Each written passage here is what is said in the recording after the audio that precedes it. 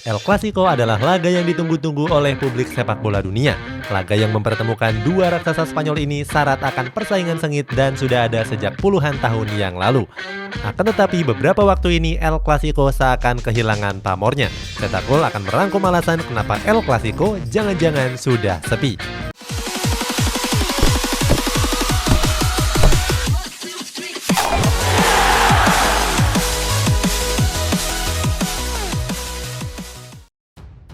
Sudah nggak berkuasa lagi.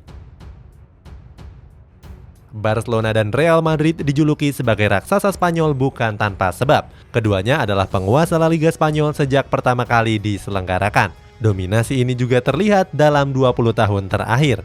Sejak musim 2000-2001 cuma ada Valencia dan Atletico Madrid yang sempat mengganggu dominasi tersebut. Di musim 2020-2021 ini Barcelona dan Real Madrid kembali absen sebagai tim juara.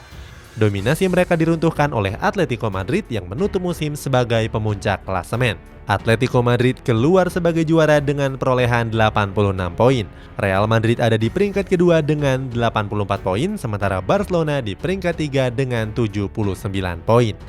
Terhentinya dominasi Barcelona dan Real Madrid ini disebabkan oleh sejumlah faktor yang krusial. Barcelona menghadapi masa transisi pergantian pelatih yang membuat performanya pasang surut. Hal ini juga dialami oleh El Real yang nggak mau mendatangkan pemain yang baru. Pada akhirnya mereka harus kesulitan saat para andalannya diterpa badai cedera. Sebaliknya, Atletico Madrid justru tampil lebih apik dan konsisten. Kehadiran Luis Suarez sebagai bomber barunya membuat skuad Los Rojiblancos lebih produktif. Selain itu, penampilan solid dari Jan Oblak di bawah mister gawang membuat pertahanan Atletico Madrid jadi sulit ditembus.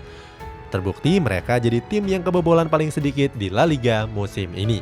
Terhentinya dominasi dari Barcelona dan Real Madrid ini juga terlihat di ajang Liga Champions. Di musim ini Real Madrid cuma mentok sampai semifinal, sementara Barcelona lebih buruk lagi yakni terhenti di babak 16 besar. Padahal dalam 20 tahun terakhir, Real Madrid sudah menjadi juara di 5 trofi Liga Champions, sementara Barcelona 4 trofi.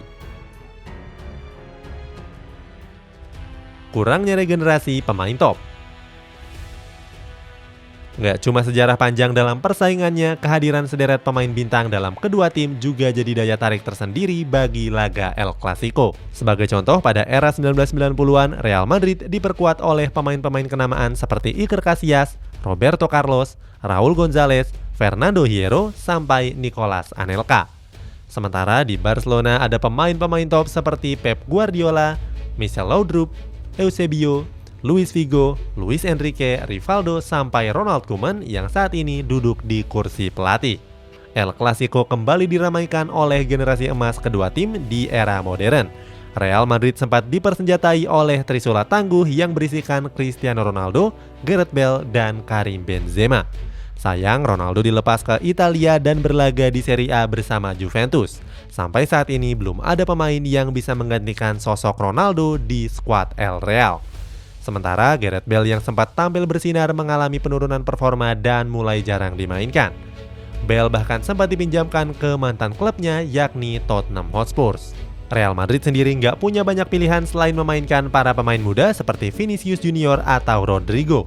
Sayangnya mereka belum bisa diandalkan sepenuhnya. Serupa dengan Real Madrid, Barcelona juga mengalami nasib yang sama. Beberapa tahun sebelumnya, Blaugrana juga masih diperkuat oleh Trisula Maut. Trisula ini berisikan Lionel Messi, Luis Suarez, dan Neymar. Trio yang sering disebut MSN ini bahkan disebut sebagai trio terbaik sepanjang sejarah klub raksasa Katalan tersebut. Sayang, Barcelona harus berpisah dengan Neymar yang hengkang ke Paris Saint-Germain.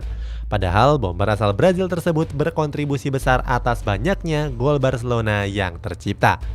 Setelah berpisah dengan Neymar, Barcelona juga mendepak Luis Suarez pada musim lalu. Penyerang asal Uruguay tersebut dilepas begitu saja dan justru tampil apik bersama Atletico Madrid. Sebagai gantinya, Barcelona mendatangkan Antoine Griezmann, Ousmane Dembele, sampai Philippe Coutinho.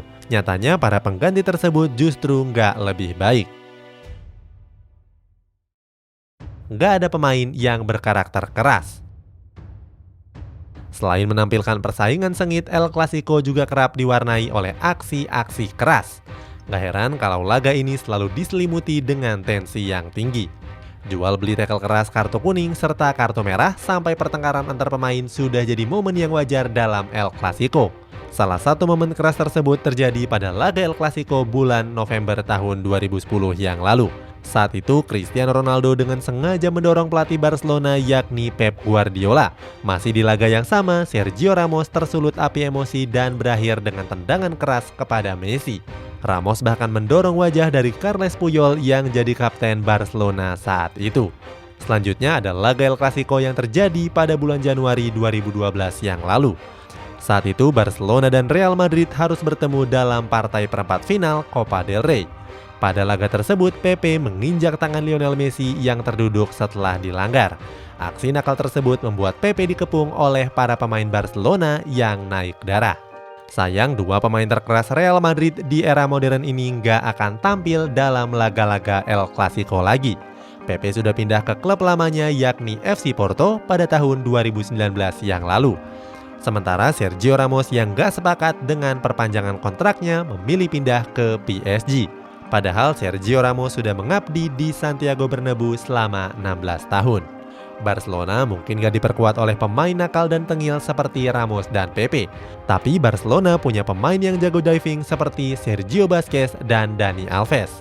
Gak jarang kalau diving mereka juga memicu para pemain Real Madrid untuk bermain lebih brutal. Dani Alves sendiri sudah pindah dari Barcelona sejak 2016. Sementara Sergio Busquets yang sudah berumur 33 tahun mulai menua dan akan segera digantikan. Sergio Busquets juga lebih matang dan tidak sering melakukan aksi diving lagi. Tanpa momen keras tersebut, laga El Clasico berjalan cenderung datar dan terkesan membosankan. Tentunya ini kalau dibandingkan dengan El Clasico pada 2010-an. Pelatihnya kalem-kalem. Keseruan El Clasico di era modern juga diwarnai oleh perseteruan antara pelatih. Berbicara perseteruan antara pelatih El Clasico nggak terlepas dari kontroversi antara Jose Mourinho dan Pep Guardiola. Jauh sebelumnya, pada tahun 2008, Mourinho dan Guardiola sudah saling bersaing. Saat itu, keduanya berkesempatan untuk melatih Barcelona. Akan tetapi, Guardiola berhasil memenangkannya. Persaingan ini berlanjut saat Jose Mourinho ditunjuk sebagai pelatih Real Madrid. Dalam laga El Clasico tahun 2011, Mourinho harus diusir wasit ke bangku penonton karena protes yang berlebihan. Dalam sesi konferensi pers, Guardiola pernah menyebut Mourinho dengan kata brengsek. Selain itu, Mourinho juga pernah mencolok mata asisten Guardiola, yakni mendiang Tito Vilanova. Perseteruan pelatih tersebut nggak akan terlihat di laga-laga El Clasico yang terbaru. Carlo Ancelotti yang ditunjuk sebagai pelatih baru El Real dikenal sebagai pelatih yang tenang dan kalem. Hal ini juga serupa dengan pelatih Barcelona yakni Ronald Koeman. Pelatih asal Belanda ini juga dikenal nggak pernah marah bahkan saat Barcelona tampil buruk sekalipun. Itulah sejumlah faktor jangan-jangan El Clasico nggak seramai tahun-tahun sebelumnya.